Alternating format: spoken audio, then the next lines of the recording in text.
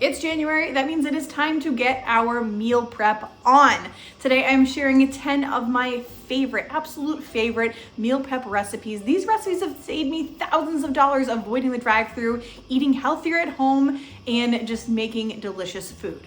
So we're gonna get started by making some egg bites. And you'll notice I'm using my good chopped bacon. It is my favorite bacon. And we're gonna start by slicing that up, or you can use a knife, or I'm just gonna use kitchen scissors to cut it up into a pan and start to cook it. You just want bite-sized pieces for those egg bites. If you don't have bacon on hand, you can always do sausage or ham, or you can just go vegetarian and not do any meats at all. It's all up to you.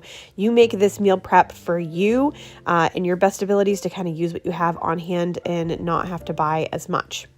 So today I'm going to make 24 egg bites. So that's going to be 2 kind of sessions in my NutriBullet because it's really only going to fit 12 muffins at a time.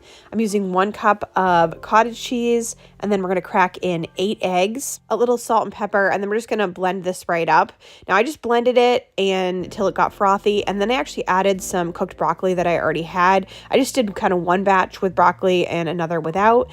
And then you just want to grease your muffin tins. One thing that's going to be important with meal prepping like this is having this spray, because we're going to do a lot of different things in either muffin pans or 9x13s, and you want it to slide out really easily. This is the store brand Hannaford in my area.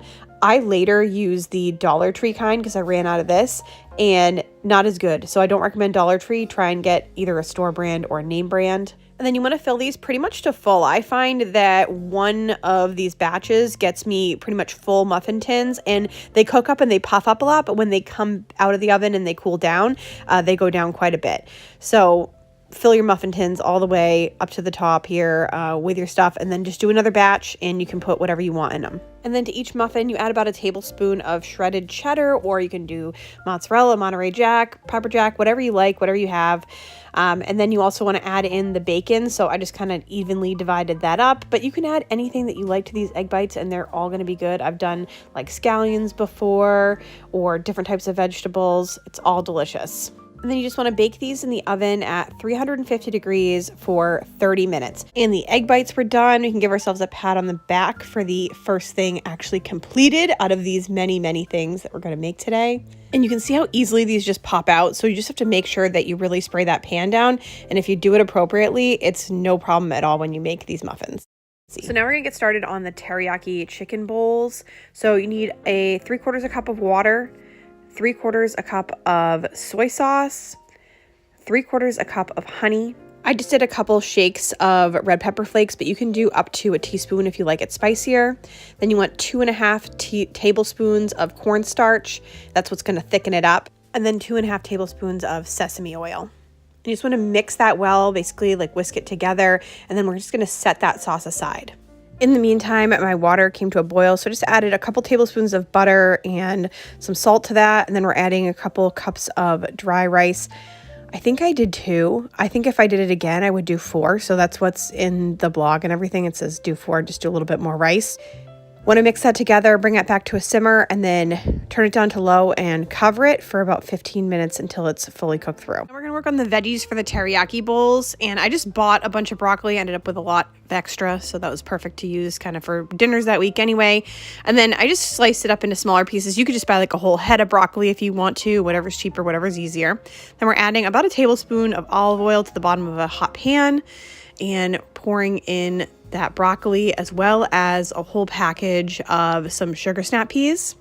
And then I'm just seasoning it with a little bit of salt, pepper, garlic powder, and onion powder. You can use whatever your favorite is. And we're just going to let these saute for about 5 to 7 minutes, stirring pretty frequently too. So I was just dicing my chicken up while those vegetables cooked.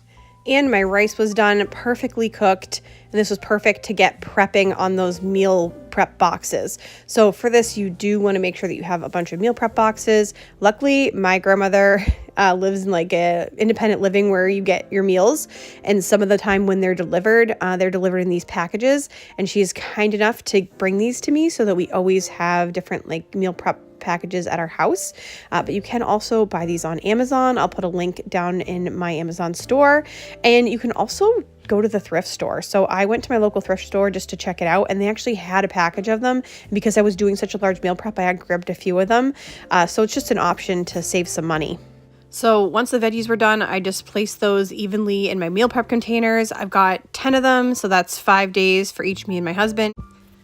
And then when you're cooking this much food, you definitely want to try and use as few pans as possible. So I just used the same pan that was cooking the veggies, put a little bit more olive oil in there, the chicken, salt and peppered it, and then you just want to cook that chicken up until it's fully cooked through. So just mix that sauce back up because some of the cornstarch is kind of settled to the bottom, and then pour that in the pan. And this only takes about 2 minutes. It's amazing what cornstarch will do. It makes this like thick teriyaki sauce that is oh so delicious. It's really to die for.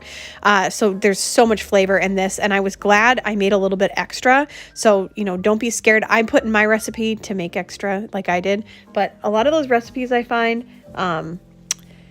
there's not enough sauce. So if you ever see a recipe and it doesn't seem like enough sauce, double it, especially when it comes to like a teriyaki like this.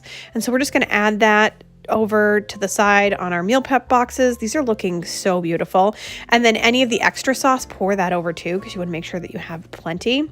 And then to finish them off, you can do a little bit of sesame seeds on top, or you could probably wait until after you freeze them but do that when you cook them up. Your choice on that. I'm going to serve these when we put them. We're going to put them in the freezer, and then I will defrost them the week of that we're going to eat them, and then probably heat them for 2 to 3 minutes in the microwave to heat them up. And I'm probably going to put some sriracha on mine, and I think that these are really going to be absolutely fantastic. I mean, I know how delicious that chicken and sauce is. I mean, the flavors together are really, really going to be wonderful. And next up, we're making Philly cheesesteak bowls. We're going to do peppers, mushrooms, and onions for some Philly cheesesteak bowls. And obviously you can take any of those out if you don't like them. My husband's not a huge fan, but I do find that if I cut up the mushrooms and the onions and peppers really small, he doesn't mind them. And I actually really enjoy it that way too. So I just kind of like over slice those mushrooms into really small pieces.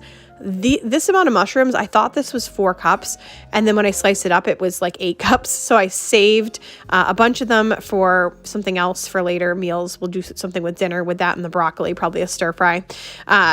So it had way more mushrooms than I needed, but hey, that's fine. We can never have too many mushrooms. I'm a mushroom lover. You comment down below if you're like, I know it's like love them or hate them, right? So you let me know. So I cut those mushrooms and the peppers, and I just need to slice up 2 onions really small again. And then we're going to get beef started in that same pan. I cleaned it out again. Put 2 pounds of ground beef from Good Chop in the bottom and kind of broke that up. And then we're going to add in all those peppers, onions, and mushrooms and kind of cook it all together. And it was at this point that I realized I really need an like extra large pan for like a big meal prep like this. So I immediately went on Amazon and ordered one. This is the one that I ordered, and it is on my Amazon store now. I haven't tried it yet, but I think it's going to be good. It had really good reviews, and I'm excited to use it in my next big meal prep because I feel like I might become a little bit addicted to this. It's super fun, and I just so excited to have everything on hand. I had bowls for these, and again, divided up all of the rice. This is where I felt like, okay, I could use a little more rice, so that's why I would recommend 4 cups next time. Just rice it up. And once all of the beef and the vegetables are cooked through and those vegetables are kind of cooked down, there is definitely a lot of extra liquid in here. So I tried to drain out as much as I could. You're not going to get it perfect, but that's okay. And then you want to add in 3 teaspoons of Worcestershire sauce and a 1/2 cup of beef broth. I just used like a cube of beef bouillon, which I know is a little bit more, it's like double the amount that beef broth would be, but more flavor, the better in this is my personal opinion. And then I top this with 6 slices of like thick cut provolone. And if you don't have provolone, you could always use Monterey Jack cheese or cheddar cheese in this too. It's your choice. And then just covered it up so that they melted right into the beef. And after literally 60 seconds, that cheese melted down, and I just kind of mixed everything together. And this makes it so cheesy and ooey gooey and flavorful. And we're just going to serve that right with that rice there. So just put that into the bowls, and we pretty much have our Philly cheesesteak prep. Not too hard. and it was so good. And I got some water started because we're going to make quinoa right on the stove here for the next bowl. So now we're thinking Buddha bowls. We're heading ahead into a third meal prep option for lunches. And you just want to follow the package instructions on that quinoa. So you want to start by peeling sweet potatoes. So I peeled and diced 4 sweet potatoes, and then I had what was left of a red onion. You would probably want to use 2 red onions, however much you like, but I just was using what I had. You could always use yellow onion with this as well. And then you just want to toss those sweet potatoes with 2 tablespoons of olive oil, a half a teaspoon of cumin, a teaspoon of paprika, 3/4 teaspoon of garlic powder, and a half a teaspoon of salt. And again, I'm just trying to be resourceful and use what I'm already using. So I just use that spoon to mix everything up. That is less dishes. And then you just want to take those potatoes and put them on a baking sheet covered in parchment paper so it doesn't stick. And then we're going to put the onions with it too. And we're going to bake these at 425 degrees for about 30 minutes. You just want them to be cooked all the way through. So it kind of depends on how big you dice yours. I diced mine a little bit smaller. 30 minutes was about perfect for me, but you just want to make sure that they're cooked properly. And at this point, the quinoa was done and it got started on my chickpeas while those were baking. So I rinsed and drained the chickpeas, and then I added the exact same spices that I did to potatoes. I did 1 teaspoon of paprika, a drizzle or a couple tablespoons of olive oil, a half a teaspoon of cumin, 3/4 teaspoon of garlic powder, and a half a teaspoon of salt. So we got all the same flavors in those. So then I've got a head of kale, and you just want to take out the middle parts of the stems. You don't want to eat those. They're really, really crunchy. And then just cut it up pretty good. I mean, think about it. We're eating this kale, so we don't want these big chewy pieces. Just cut it up small enough so you can eat it.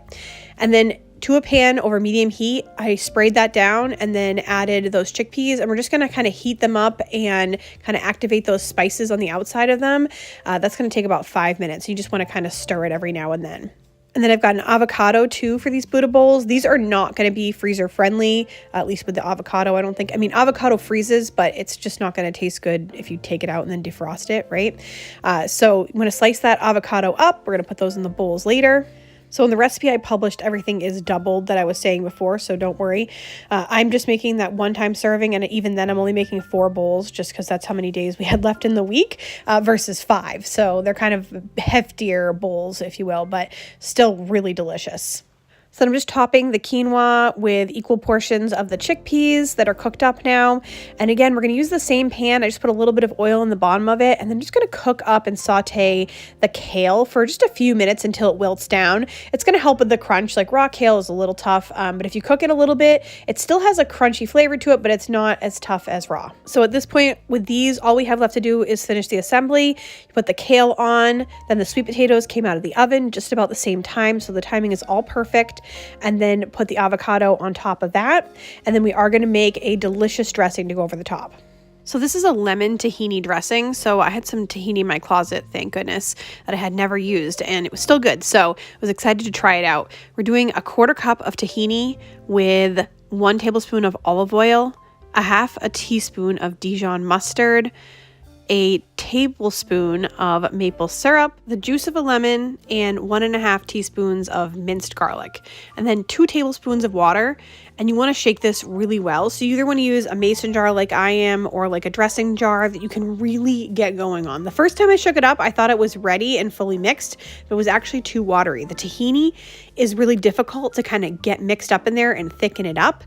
So just keep shaking, keep going. And once I fully shook it and got everything mixed together, it was such a beautiful dressing.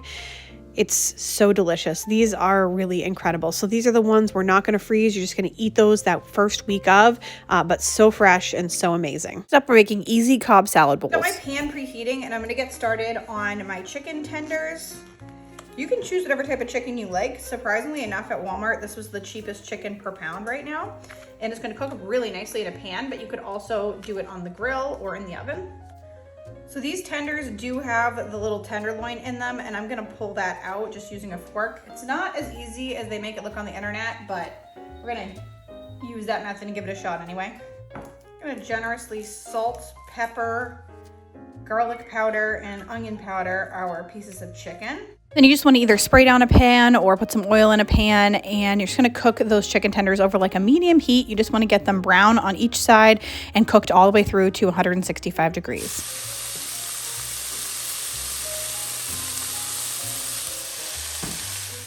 get some vegetables sliced up.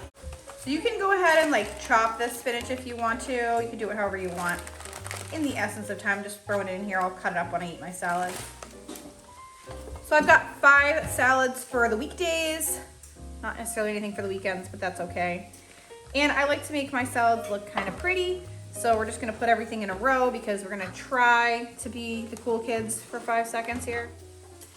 I wasn't sure if I need to cut up this other part of the cucumber, but I'm gonna because I think we could use more on the salads. With that, or save it and then use it with ranch dressing as just like a snack. I think it'll be better in the salads. You can always peel your cucumbers too, but I think this is what's called an English cucumber, and the skin is really not bitter, so I'm not worried about it. And to make some space in my cutting board, why don't we put this cheese on these salads too? We'll also do the bacon. I don't have a ton of bacon, so we're just gonna put a little tiny bit just for fun. Slice up some Roma tomatoes. I actually really like Roma tomatoes because they stand up really well. They're not gonna get soggy. And then last but not least, I mean, we're gonna add some of those eggs and the chicken to these, but purchased myself a pound of carrots. We are by no means going to use all of these for our salads. We will put some on because they are healthy and they're gonna give it a lot of color, but they're also gonna be a great snack. And I got some ranch dressing, and you could make your own with like Greek dressing if you wanna go, and Greek yogurt if you wanna go even healthier. Couldn't afford that on the $20 meal plan, but that's okay. And those carrot scraps are super great for making like a vegetable broth or something. And honestly, you don't even have to peel them. I just did because I'm gonna use these as like snacks for the most part, but when I shred mine up, I'll leave the skins on because it's full of fiber, it's good for you.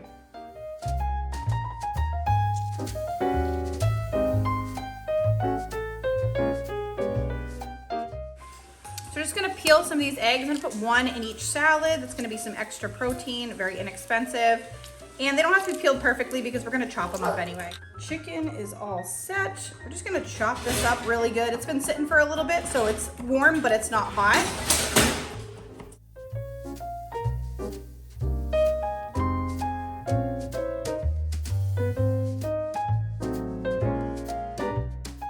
So my salads are done. I bought some light ranch to go with these. I'll put it on when I eat them.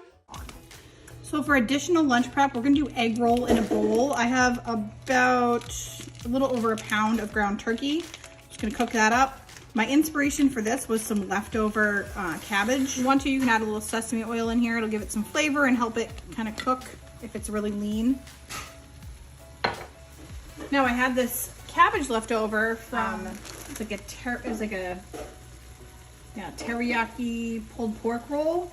And my whole family does not like love cabbage slaw in theirs, so I bought a bunch. This was 99 cents at Target, and I still have a bunch left, so I'm just gonna cook it up with this, and that way I have healthy lunches. I'm not wasting. Now, if you have fresh garlic and onion, go ahead and use it for this. I'm gonna chop up about 4 cloves of garlic, mince 4 cloves of garlic, and chop up 1 onion.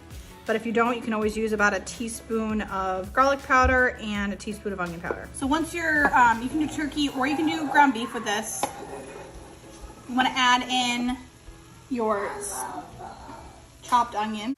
So after those onions are kind of cooked up, you want to add in your garlic, and I just like shaved in some frozen ginger, but if you don't have fresh ginger, you can always just use about a half a teaspoon of powdered ginger. That'll be totally fine.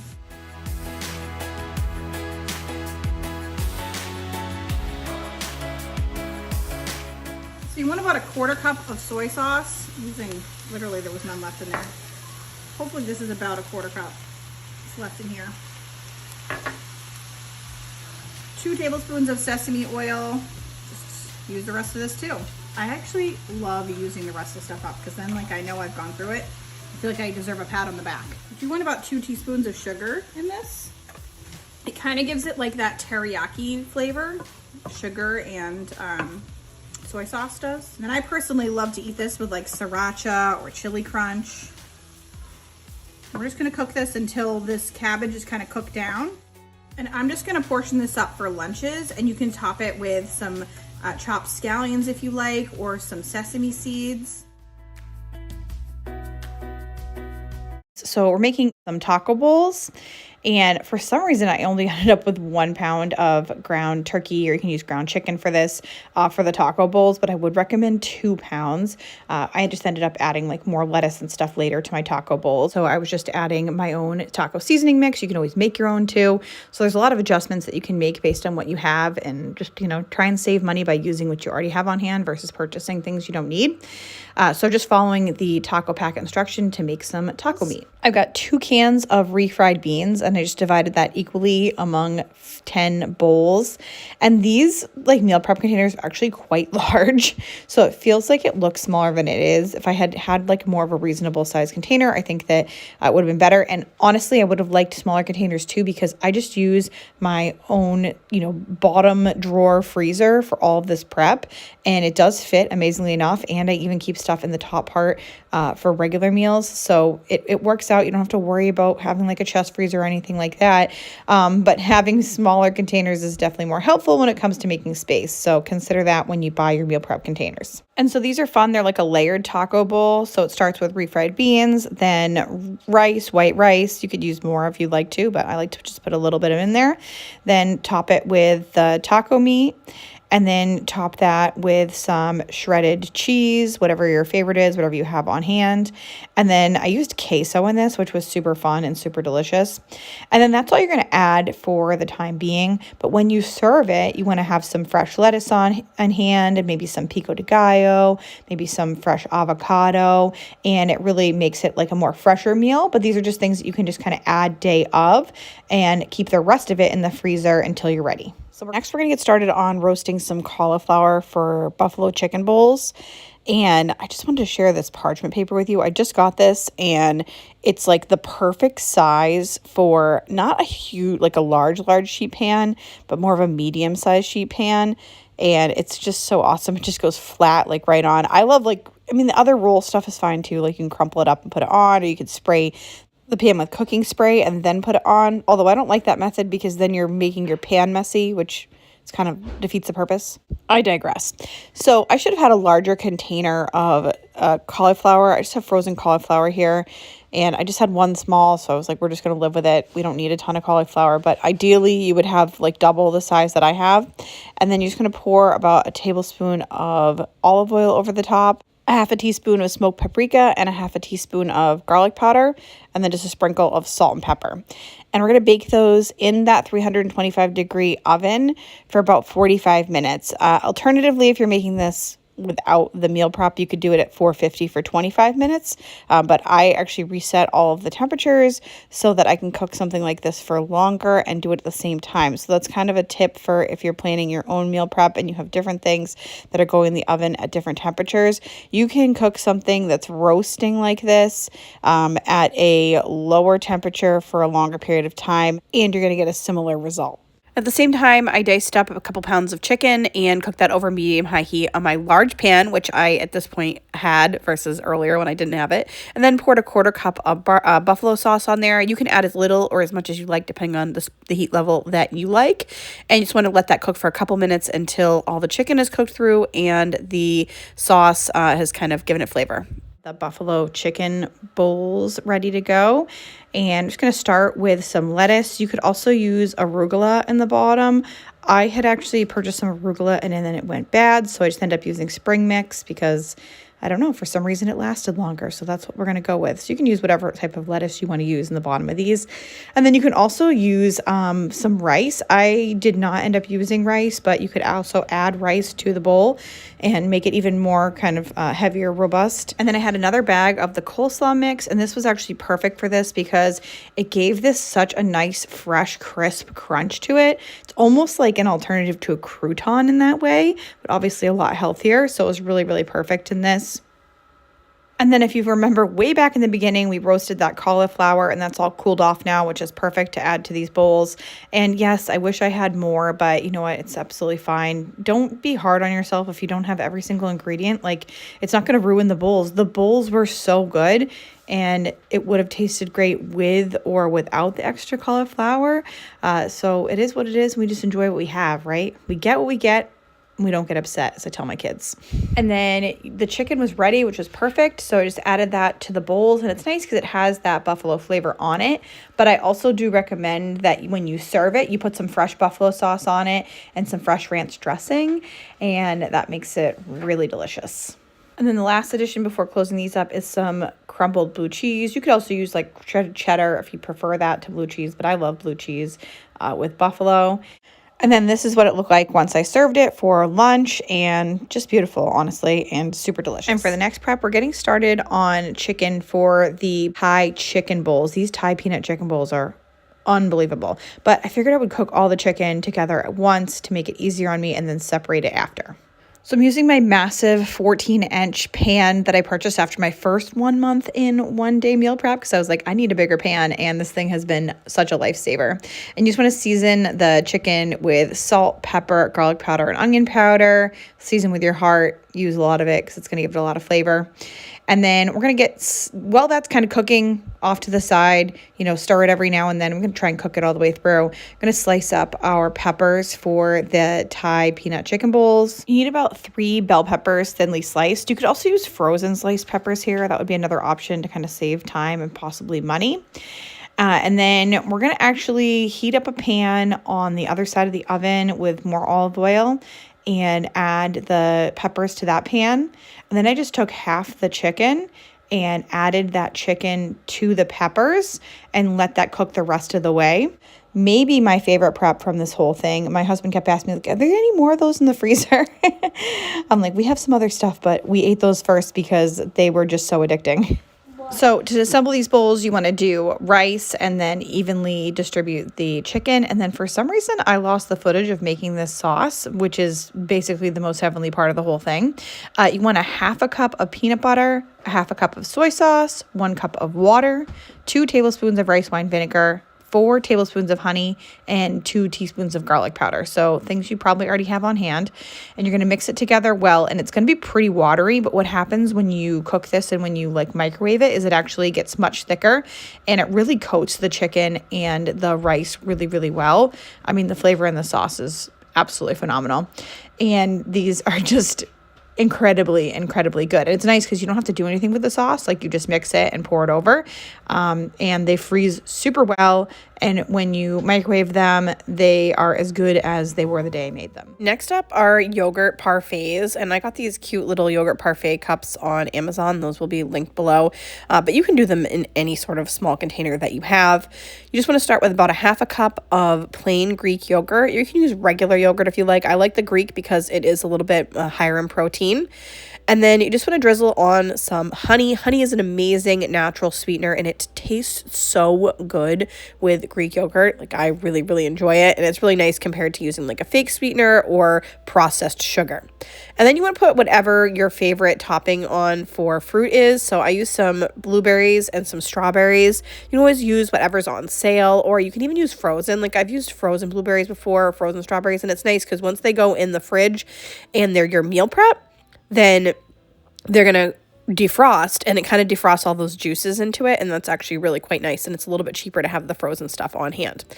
And then what's cool about these is they have this top little thing that you can put some granola in. So you can either I have an amazing protein granola recipe on my website that I will put down in the description box, or you can just buy some. This is the Purely Elizabeth. I really like that one as well.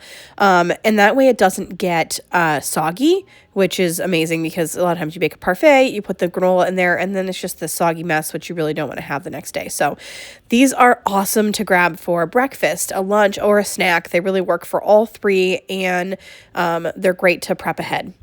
I really hope that you enjoyed this video. Go ahead and check out this next video for some more inspiration.